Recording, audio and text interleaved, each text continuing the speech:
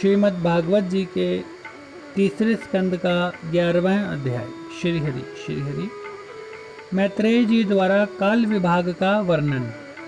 मैत्रेय जी बोले, हे विदुर जी, पृथ्वी का अति सूक्ष्म से सूक्ष्म अंश जिसका कोई भी भाग नहीं हो सकता है वह परमाणु कहलाता है।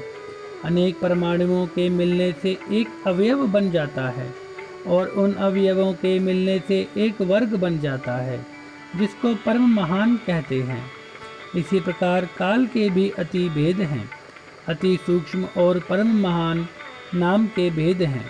दो परमाणुओं के परस्पर मिलने से एक अणु बनता है तथा तीन अणुओं के परस्पर मिलने से त्रिस रेणु बनता है, जो सूर्य की किरणों के प्रकाश में किसी झरोखे में होकर आता जाता दिखलाई देता है। इस प्रकार के तीन रेणुओं को पार करने में जितना समय सूर्य को लगता है उसी का नाम सृष्टि काल है। उस सृष्टि काल से सतगुना काल वेद काल कहलाता है तथा तीन वेद का एक लव बनता है। तीन लवों को एक निमेष कहते हैं तथा तीन निमेष को एक क्षण के नाम से पुकारते हैं। 5 क्षण को एक काष्ठा कहते हैं तथा 15 काष्ठाओं के समय को एक लघु कहते हैं। 15 लघुओं के समय को एक दंड अथवा घड़ी कहते हैं। 2 घड़ी का एक मुहूर्त होता है। 6 या 7 घड़ियों का एक पहर कहलाता है। इसी ही याम कहते हैं। यह दिन रात में 8 होते हैं। एक घड़ी समय ज्ञात करने के लिए इस प्रकार का काल मापक यंत्र बन सकता है। 6 पल तांबे का एक बर्तन निर्माण किया जावे जिसमें एक प्रस्थ जल आ सके। उस बर्तन में 4 मासे सोने की 4 अंगुल प्रमाण की लंबी सलाई से पेंदे में छेद किया जावे और उस बर्तन को जल से भरे हुए बड़े बर्तन में छोड़ दिया जावे।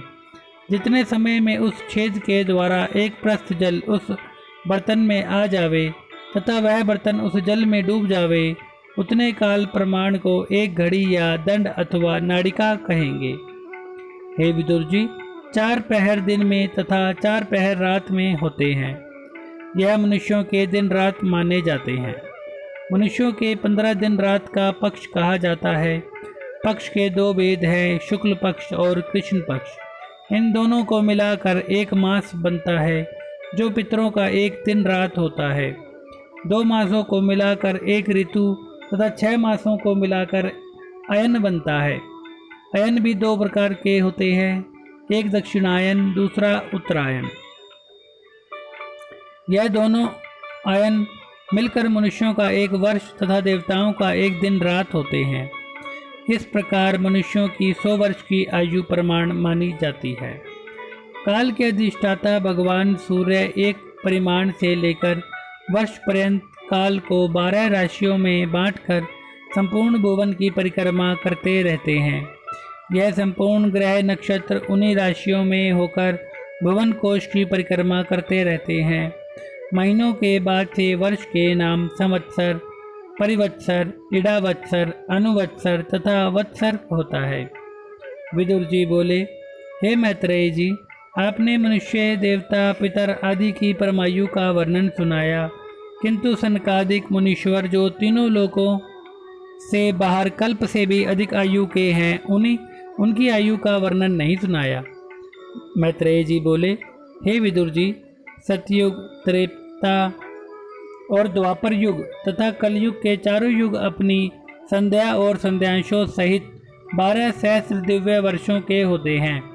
सतयुग 4000 दिव्य वर्ष का होता है और 800 दिव्य वर्ष संध्या तथा संध्यांशों के होते हैं। इस प्रकार सतयुग का कुल परिमाण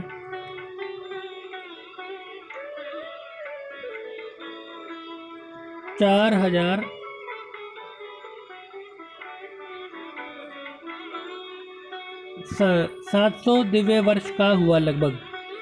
इसी प्रकार 3 सहस्त्र दिव्य वर्ष का त्रेता युग और 600 दिव्य वर्ष उनकी संध्या तथा संध्यांशों को मिलाकर 3600 दिव्य वर्ष का हुआ। द्वापर 2000 दिव्य वर्ष तथा 400 दिव्य वर्ष संध्या तथा संध्यांशों को मिलाकर 2400 दिव्य वर्षों का हुआ और कलयुग 1000 दिव्य वर्ष तथा 200 दिव्य वर्ष तथा संध्यांशों को मिलाकर 1200 दिव्य वर्ष का हुआ। जितने सहस्त्र वर्ष का युग होता है उससे दोगुना 100 वर्ष की उसकी संध्या तथा संध्यांश होते हैं। प्रत्येक युग के आदि में संध्या तथा अंत में संध्यांश होता है। संध्या तथा संध्यांशों के बीच के काल को ही युग कहते हैं। मनुष्यों का एक वर्ष देवताओं के एक दिन के बराबर होता है तथा देवताओं का एक वर्ष मनुष्यों के 360 वर्ष के बराबर हुआ।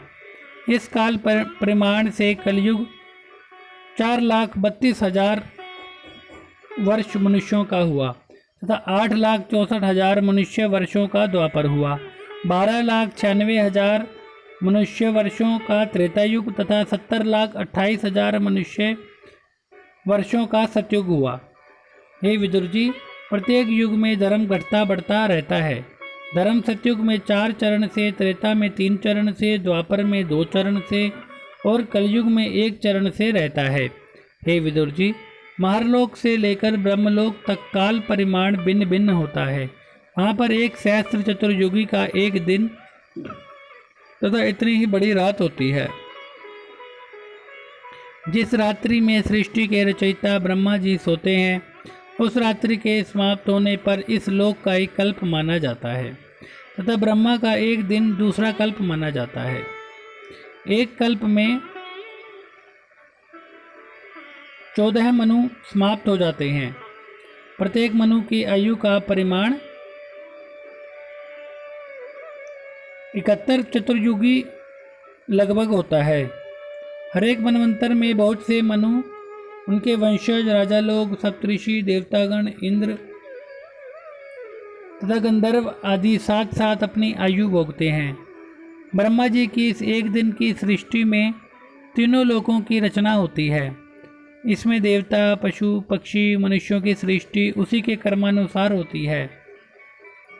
जब ब्रह्मा जी का एक दिन व्यतीत हो जाता है, तब वे सारे विश्व को अपने में लीन करके निश्चल भाव से सो जाते हैं। उनका पुरुषार्थ नष्ट हो जाता है। सूर्य, चंद्रमा आदि सभी उन्हीं में लीन हो जाते हैं। भू, भुवः, स्वः ये तीनों लोग उस प्रलय रात्रि में ब्रह्मा जी के शरीर में लीन हो जाते हैं। उस समय ये तीनों लोग शेषनाग के मुखार बिंदु से निकली हुई ज्वाला से जलने लगते हैं।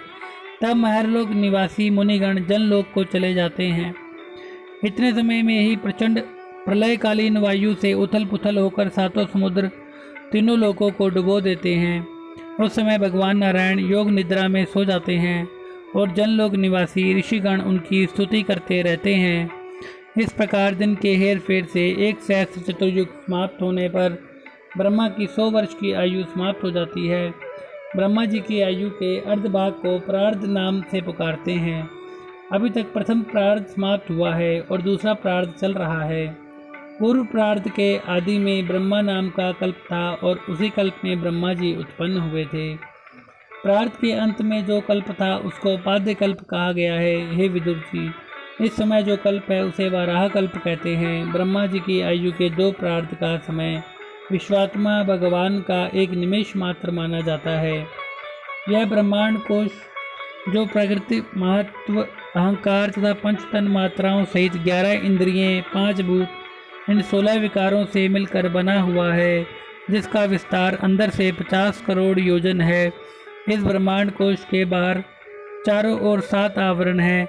जिस अक्षर ब्रह्म में यह संपूर्ण ब्रह्मांड एक परमाणु के समान पड़े हुए हैं, यही विश्वात्मा परमात्मा पुराण पुरुष श्री विष्णु का उत्तम स्वरूप है।